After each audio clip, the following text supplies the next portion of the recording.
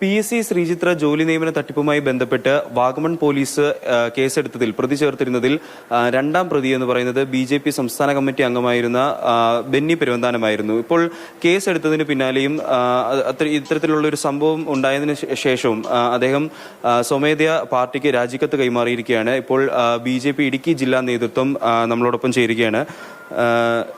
സ്വമേധയാ രാജിവെച്ചതാണോ പുള്ളി? അതെ, ശ്രീ ബെന്നി പെരുവന്താനം BJPയിൽ ചേർന്നിട്ട് കുറച്ച് നാളുകളെ ആയിട്ടുള്ളൂ. അപ്പോൾ ഈ കേസുമായി ബന്ധപ്പെട്ടുള്ള വിഷയം വന്നപ്പോൾ പാർട്ടി അദ്ദേഹത്തോട് വിശദീകരണം ചോദിക്കുകയും അപ്പോൾ അദ്ദേഹം കോൺഗ്രസിലുണ്ടായിരുന്ന കാലത്തുണ്ടായ ഒരു കേസാണിത്. അപ്പോൾ ആ വിശദീകരണം ചോദിച്ചതിൻ്റെ ഭാഗമായിട്ട് അദ്ദേഹം സ്വമേധയാ രാജിക്കത്ത് സമർപ്പിച്ചിട്ടുണ്ട്. നേരത്തെ പോലീസിന് പരാതി കൊടുത്തിട്ടുണ്ട് എന്നാണ് പറഞ്ഞത്. അദ്ദേഹത്തെ കൊടുക്കാനുള്ള ശ്രമം നടന്നിട്ടുണ്ട്. ആർക്കും അതിൻ്റെ പിന്നിൽ പ്രവർത്തിക്കുന്നതൊക്കെയാണ് അദ്ദേഹം പറഞ്ഞിട്ടുള്ളത്.